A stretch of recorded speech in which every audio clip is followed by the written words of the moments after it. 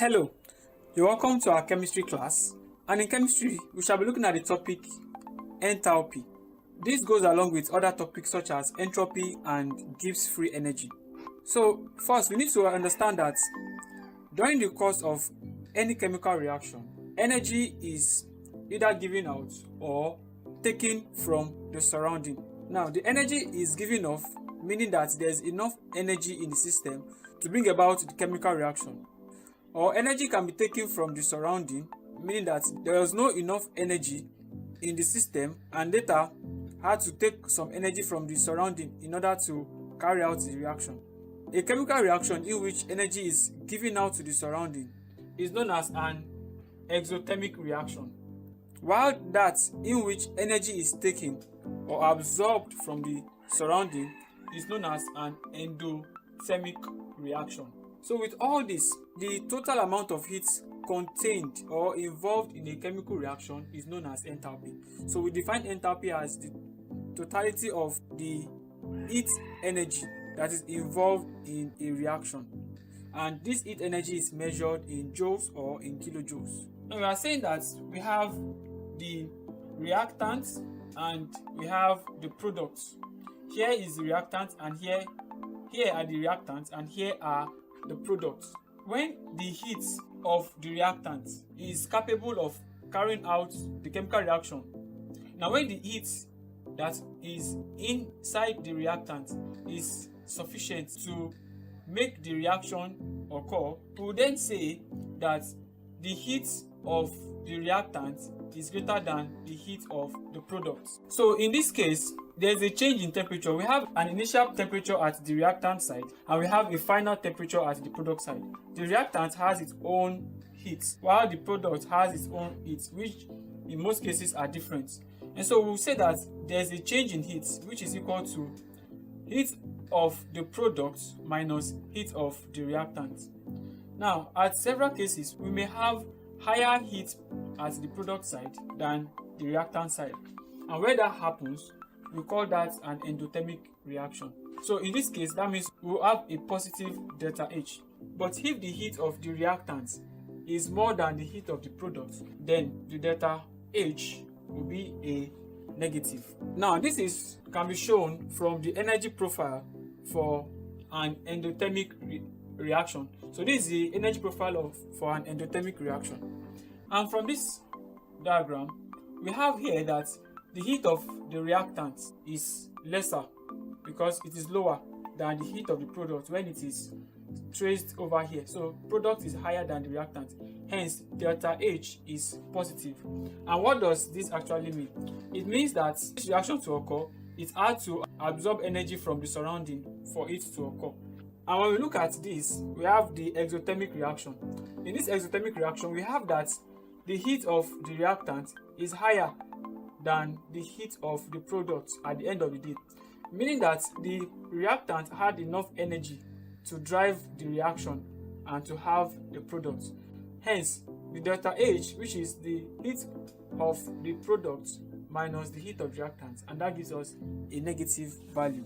When we are calculating enthalpy, there are several formulas which we use for it. Number one, we could use the expression that enthalpy equal to U plus PV, where this represents enthalpy and this represents internal energy.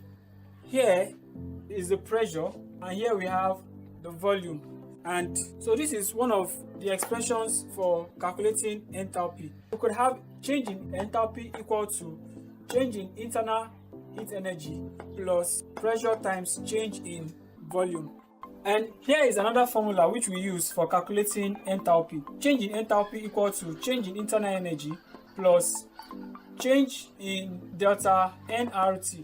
N stands for number of moles, R is a constant, and T is temperature. And the constant R is mostly 8.314. So this is actually gotten from being equated to this, that is P equal to nRT. Another formula which we use for calculating enthalpy is delta H equal to delta G plus T delta S, where delta H is the change in enthalpy, this is change in Gibbs energy, and this is temperature multiplied by change in entropy. We have several enthalpy changes that are encountered in a reaction, such as enthalpy of combustion, enthalpy of neutralization, enthalpy of formation, enthalpy of fusion, enthalpy of vaporization, hydrogenation, and so on. We shall come across these various enthalpy changes when we solve questions.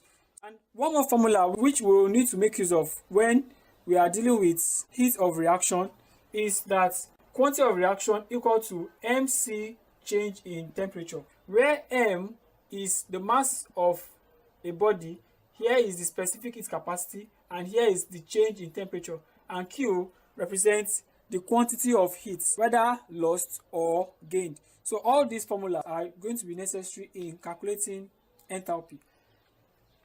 Alright, so let's take this first question. The heat of fusion of sulfur is 64.4 kJ per mole. Calculate the quantity of heat required to fuse A. 4 moles of solid sulfur, B. 2 grams of solid sulfur, and C. Determine the mass of sulfur that would require 32 kJ of heat for fusion. Here we have that sulfur was fused, meaning that it was originally solid and then it was changed into liquid. This is an example of enthalpy of fusion, and we're told that the delta H, the standard enthalpy of fusion is plus 64.4 kilojoule per mole, and here is an endothermic reaction. From this we have that 1 mole of sulfur, which has a mass of 32 gram, requires 64.4 kilojoule per mole of energy to fuse it, or of heat to fuse it. Hence, if you have 4 moles of solid sulfur, how many kilojoules of heat will be required in fusing it? All we need to do is we cross multiply, that is 4 multiplies 64.4, that's 4 multiplied by 64.4 equal to x times 1, which is x. So x equal to 257.6 kilojoule per mole. So here is the heat required. Number 2 says that what is the heat required to fuse 2 grams of solid sulfur? For this, we will relate 32 gram, which is equal to the standard enthalpy of fusion, that's kilojoule per mole. Hence, if you have 2 gram, how many kilojoules per mole will be needed to fuse it? And so with this, we will cross multiply. 32 multiplies x, and so we have x equal to 64.4 multiplied by 2 divided by 32. When we multiply this out, it gives 4.025 kilojoule per mole. Hence, the heat required to fuse the sulfur. And the C part says that we should determine the mass of sulfur that will require 32 kilojoule of heat for fusion.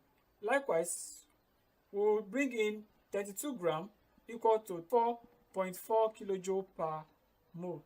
Hence, if we have 32 kilojoule per mole supplied, how many grams of sulfur will it fuse?